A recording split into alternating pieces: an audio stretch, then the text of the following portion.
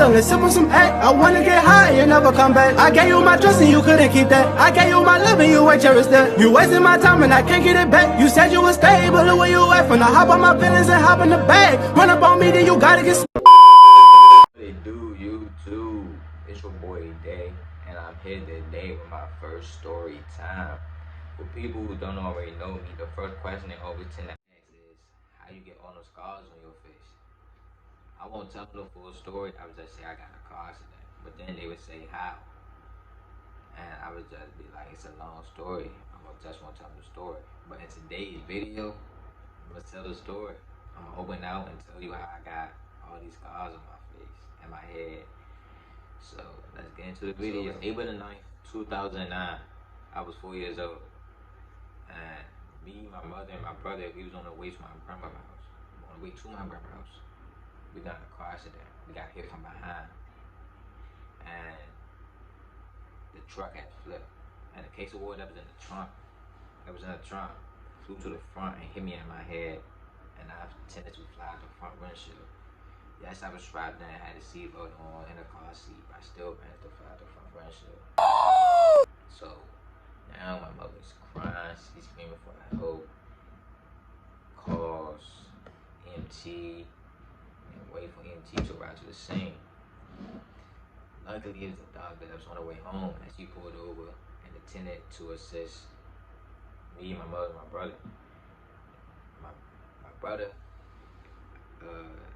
nothing happened to him. He just had a little piece of glass in his hand. My mother, she broke her leg, and I want to say she injured her rib. So the doctor come, assist my mother first. My mother's like, no, my son. So she comes and assists me. I'm non-responsive, unconscious. So EMT arrived to the scene. Took my mother. My mother's saying, what about my son? EMT is like, he's good. We got him. So my mother leave the scene, goes to the hospital, and then EMT come assist me. But it wasn't a transition to the hospital like my mother's. It was different, a little bit different. Instead of me being put onto a stretcher and in the back of the ambulance, I had to get airlifted to the hospital because I was in real bad condition and it was critical, and I needed to get to the hospital right away. In the ambulance, I'm probably not gonna get that fast since I got airlifted. So I'm at the hospital, still non-responsive, still unconscious. So later that day, I woke up. The room was filled with families that wasn't even from DC. I'm not gonna say from DC, even family that wasn't in the DMV area. So I'm looking around, confused, lost my memory, didn't know who half the people was, but I knew who my father was. So I'm screaming, where's my mommy? I want my mommy. Where's my mommy? My mom was like,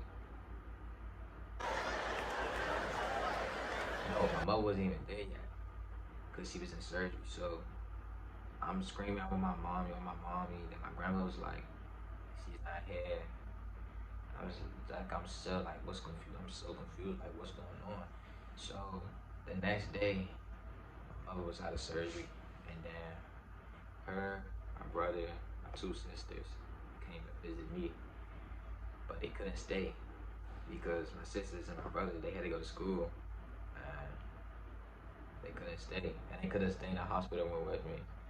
So it's April the 13th, and the doctors coming, they doing checkups constantly, making sure I'm good, and keep doing those constantly. So, and my grandfather, he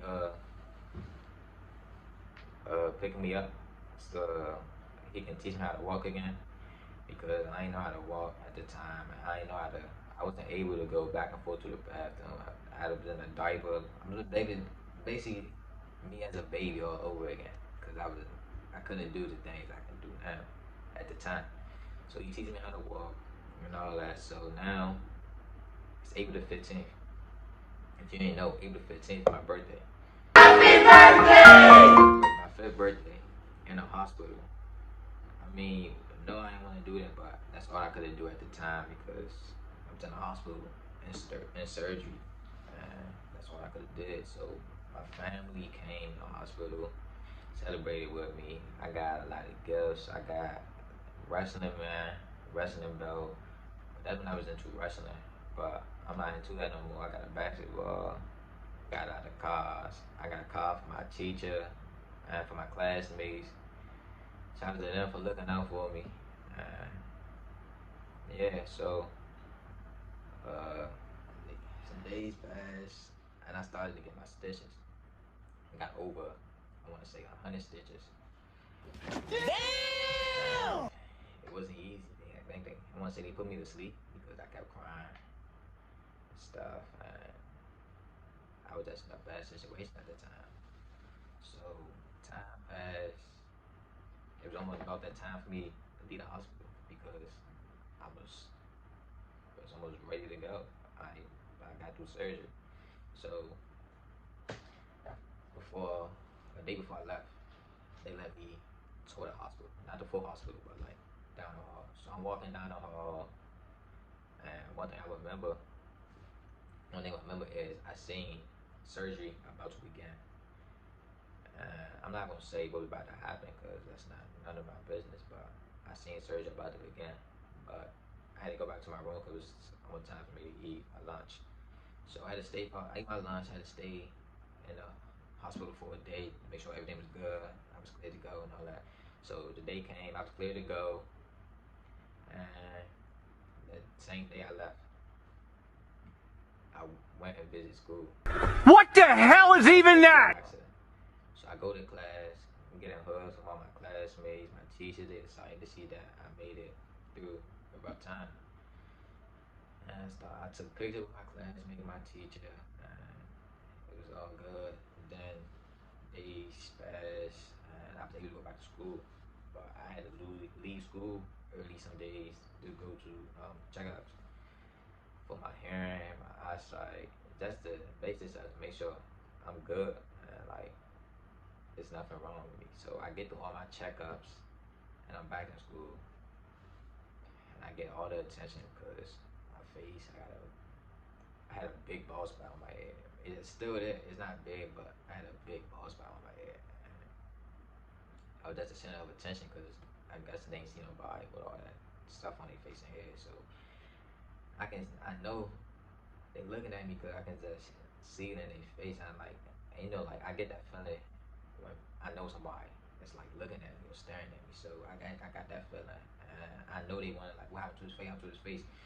So I usually get joked about like, oh, you got a whole bald spot in the back of your head. So then I usually cry because I didn't know how to take it at the time, and I was only want to say like 6 or 7, and I didn't know how to take it. But as time progressed, I didn't care what they said because I know it's gonna go away eventually. So they talk and they talk, but then once I told them what happened, I got a car accident. They was like started to take all this stuff back. But it was one time when the boy said if I got a bald spot, uh, I told the administrator, yes, I snitched. Told the administrator, but then the administrator told me like, who cares? She didn't say who cares. She was like, don't worry about him. I felt like, oh, you don't care? Like, you're not gonna do nothing. So just left it alone. Went by my business. So then time passed, and I finally told somebody what happened. Told them the story. They didn't look at me differently. It was like, oh, I'm glad you made it through this. And I'm glad to see you here. So did all that. Stitches started to clear up. And I'm just living life all as usual. But it was limits. Like I couldn't play football because I had severe concussion and I had a fractured skull. Either have a fractured skull or a broken skull. One of those. And it stopped me from playing contact sports. But I'm still able to play basketball, soccer, tennis, baseball. I was still able to play those sports. That's not football. So couldn't play football, kind of crush my dream because I wanted to play football for a long time, and I still can't because I'm still not clear from doctor to play. Dang. That's tough. And there's nothing I can do about that because I'm not clear. There's nothing I can do about that until I get cleared. So with that being said, that's how I got the scars, the bald spot, if you want to call it the bald spot. That's how I got all that stuff on my face. I'm just glad I made it through that day. Without God, my family, and the support from my classmates and my teacher, I don't think I would have made it through that day. So I want to thank them. I appreciate it. It was just a rough time. I ain't feeling about to cry. Real talk, I'm feeling about to cry. But I'm just glad I made it through that day. I don't want to see that day again. Because it's like, it brings back a lot of memories and stuff. So yeah, that's how I made it. But that's the story. I'm glad I made it today. But that's the end of the video. Make sure you like, comment, and subscribe. And let me know what should my next video be on in the comment section. And that's it. Me a pill and sip on some A. I wanna get high and never come back. I gave you my trust and you couldn't keep that. I gave you my love and you ain't cherished that. You wasting my time.